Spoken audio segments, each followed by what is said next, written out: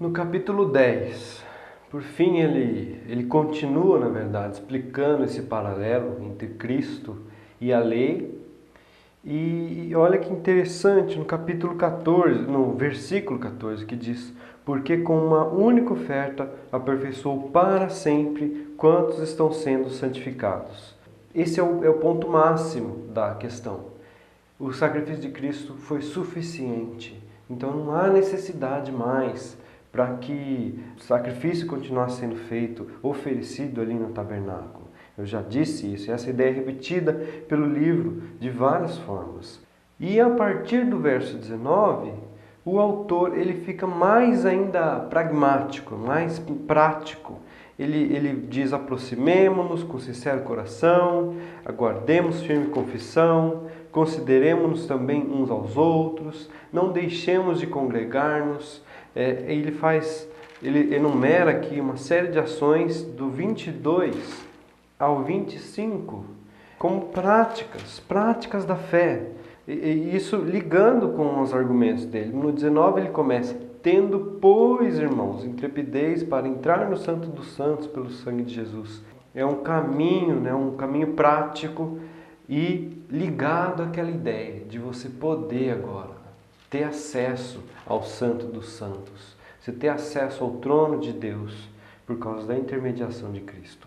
Então no 11 ele pega e ele entra numa passagem muito famosa também, que ele fala, começa com aquela frase, aquele versículo que é muito usado, que diz: ora, a fé é a certeza de coisas que se esperam e a convicção de fatos que se não veem. E começa então a contar a história de heróis da fé. Pela fé entendemos que foi o universo formado pela palavra de Deus, de maneira que o visível veio a existir das coisas que não aparecem. E então daí ele apresenta Abel, apresenta Enoque, para Abel com Caim. Antes disso fala de Noé. E de novo, no 6 ele ainda enfatiza aquela ideia de se aproximar de Deus. Ele diz: é necessário que aquele que se aproxima de Deus creia que Ele existe e que se torna galardoador dos que o buscam. Então, isso alia com aquela ideia, inclusive, da palavra que sonda os corações, sonda os pensamentos. Não adianta a gente se aproximar de Deus de forma fingida. Não adianta você, leitor, dessa carta, você judeu, né, se colocando na pele da pessoa que leu essa carta, o leitor original. Não adianta você tentar fingir que você está cumprindo, está vivendo a fé cristã, mas você na verdade não crê nela, não tem fé nela. Você só está fazendo isso por algum outro motivo que não seja autêntico. Isso não vai colar, não vai vingar em nada. E ele segue, conta de Noé, conta de Abraão, conta de Isaac, Jacó, enfim, uma série de exemplos que ele cita aqui. E ainda depois, daí parte para Moisés, cita Raabe, cita Gideão, Baraque, uma série de heróis do Antigo Testamento. E lembre-se, quando as pessoas leram isso aqui pela primeira vez, ouviram essa carta, lembre-se do contexto de perseguição, do contexto que eles estavam passando, de terem suas coisas confiscadas, dessa tentação que eles passavam de ficar pensando: poxa, será que é isso mesmo? Será que Cristo de fato é o Messias? Será que vale a pena eu abrir mão daquilo que eu tenho, eu abrir mão até da minha identidade como judeu, em troca do Cristo, desse Cristo? Afinal, ele não prometeu, não nos foi prometido um descanso, não nos foi prometido paz, um restabelecimento da paz com Deus. Então por que isso tudo está acontecendo comigo? E em vista disso, ele cita esses exemplos e fala até: outros por sua vez passaram pela prova de escárnios e açoites, sim, até de algemas e prisões. Foram apedrejados, provados, cerrados pelo meio, mortos a fio de espada. Andaram peregrinos, vestidos de peles de ovelhas, de cabras, necessitados, afligidos, maltratados. Ora, estes que obtiveram Bom testemunho por sua fé não obtiveram, contudo, a concretização da promessa, por haver Deus provido coisa superior a nosso respeito, para que eles, sem nós, não fossem aperfeiçoados. Aqui ele está apontando para Cristo.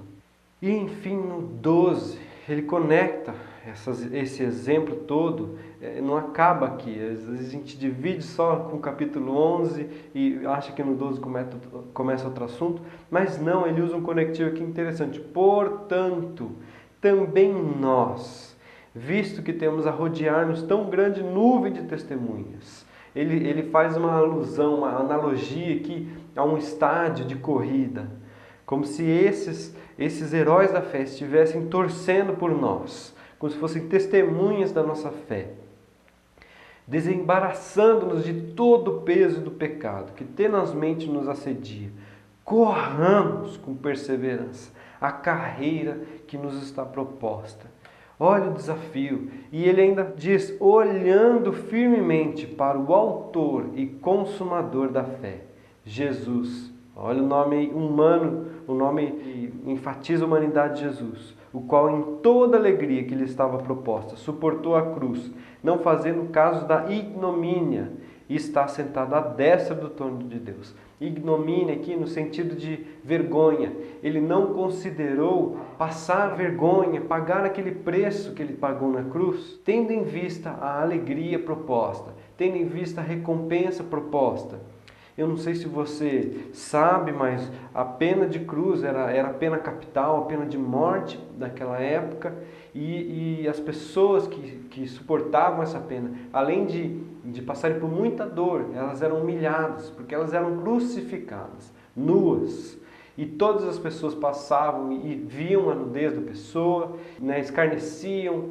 Então era um ritual humilhante e doloroso. Era terrível. Para uma cultura de honra, que é a cultura judaica, isso aí era uma punição assim, terrível. Porque não somente o nome da pessoa era envergonhado, mas o nome da família inteira era envergonhado quando ele era pendurado ali. Então era uma pena muito forte. E Jesus não considerou nada disso, porque ele olhou para a promessa de Deus. Ele teve em mente aquilo que estava além da aflição temporária.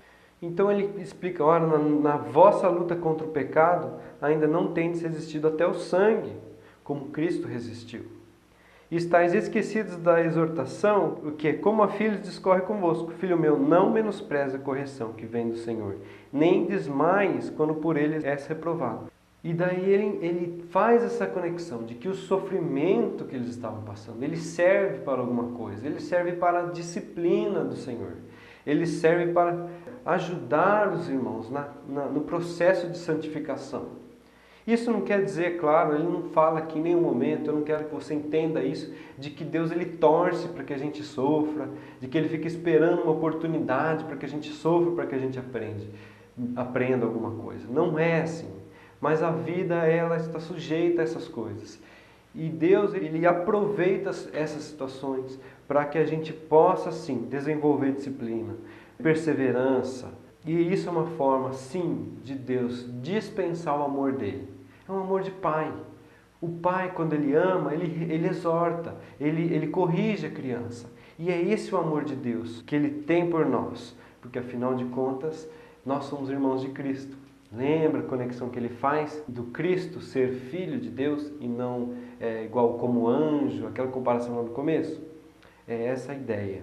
E por fim ele começa já no versículo 14 do capítulo 12, já com umas exortações finais, seguir a paz com todos, e a santificação, sem a qual ninguém verá o Senhor, aquela questão prática da santificação mesmo. Exorta eles, dando um exemplo de Esaú. Eu não sei se você conhece essa história, mas se não conhece, vá lá e dê uma lida.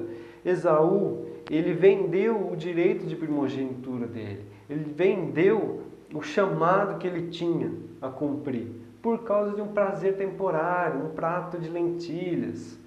E ele compara isso, não vendam a fé que vocês têm por um prazer temporário, por um alívio temporário. Não seja como Esaú. Essa palavra que ele usa, impuro, é pornos no grego, no sentido de impureza sexual.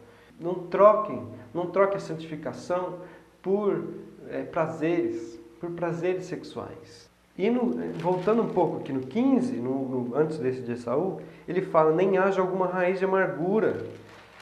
Meus irmãos, eu não sei se vocês entendem que quando as pessoas passam por essa provação, por um tempo difícil demais, e a pessoa não entende, ela não consegue enxergar além do sofrimento, muitas vezes nós estamos sujeitos a ficar amargurados em relação a Deus. A gente pensa, eu não tenho, Deus não é justo que isso esteja acontecendo comigo, não é justo que eu esteja sendo perseguido, não é justo que eu esteja passando por essa situação, por uma situação de morte, uma doença. A gente às vezes tem esse ímpeto de se revoltar e sentir que não é justo, mas a gente tem que olhar no nosso coração e entender se nós temos, de fato, essa raiz de amargura, se a gente tem levantado esse sentimento contra Deus, ao invés de entendermos, como ele diz anteriormente, essa questão da disciplina, que ele dispensa o amor dele através das circunstâncias, não que ele as cria, muitas vezes ele as permite, e nós entendemos e sentimos que nós somos aperfeiçoados através disso, que nós somos amados, como ele nos ama, como um pai aos seus filhos. E por último, no 12, ele faz uma comparação entre, de novo, o Sinai e Sião, que a gente não deve ser como aquele povo que não quis obedecer a Deus, e termina, por isso, recebendo nós um reino inabalável, retenhamos a graça, pela qual sirvamos, olha o aspecto prático, a Deus de modo agradável, com reverência e santo temor, porque o nosso Deus é fogo consumidor. E no 13, então, ele vai ainda mais prático, vai mais ainda pragmático. Seja constante o amor fraternal. Não negligencieis a hospitalidade. Lembrai-vos dos encarcerados. Digno de honra seja o matrimônio, seja a vossa vida sem avareza. Ele toca vários aspectos do dia a dia. Fala para eles honrarem os pastores. Lembrai-vos dos vossos guias. Não vos deixeis envolver por doutrinas várias e estranhas, porquanto o que vale é estar o coração firmado com graça e não com alimentos, pois nunca tiveram proveito os que com isso se preocuparam. Se você já estudou outras cartas, especialmente Gálatas, você vê, em Tito também, você vê essa questão da alimentação, que não podia comer tais coisas, são rituais, provavelmente os rituais de alimentação judaicos aqui, porque alguns misturavam, esse pensamento judaico com a doutrina cristã da época. E por fim, ele fecha toda essa questão ritual, essa comparação que ele faz o tempo todo do Antigo Testamento com o Evangelho, que na época o Novo estava sendo escrito. E no 16 ele diz, não negligencieis igualmente a prática do bem e a mútua cooperação, pois com tais sacrifícios Deus se compraz.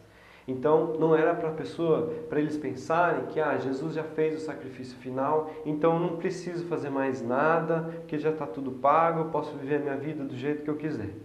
Não. A vida cristã, a prática da fé, ela é como um sacrifício a Deus, e com tais sacrifícios Deus se compraz. Os sacrifícios de justiça. A gente vê isso até nos profetas. Eu não me lembro qual profeta agora, mas um profeta diz, Deus diz assim, eu não me comprazo com essas ofertas, eu me comprazo com sacrifícios de justiça, que vocês visitem os presos, que vocês ajudem as viúvas, os órfãos. Deus se compraz, sim, com a prática da justiça. Isso desde o Antigo Testamento. Não é um entendimento novo. E por fim ele termina com uma saudação final de carta comum mesmo, vai por nós, ele cita Timóteo e dá uma saudação final. Meus irmãos, eu espero que vocês tenham sido edificados e desafiados mesmo a encarar os desafios da vida cristã e as lutas que a vida propõe da forma como esse autor ele nos desafia, ele nos chama a viver a vida. de uma forma que agrade a Deus, de uma forma que nós entendamos que até mesmo nas dificuldades, nas perseguições, Ele dispensa o amor dele para nós. Deus abençoe e boa aplicação.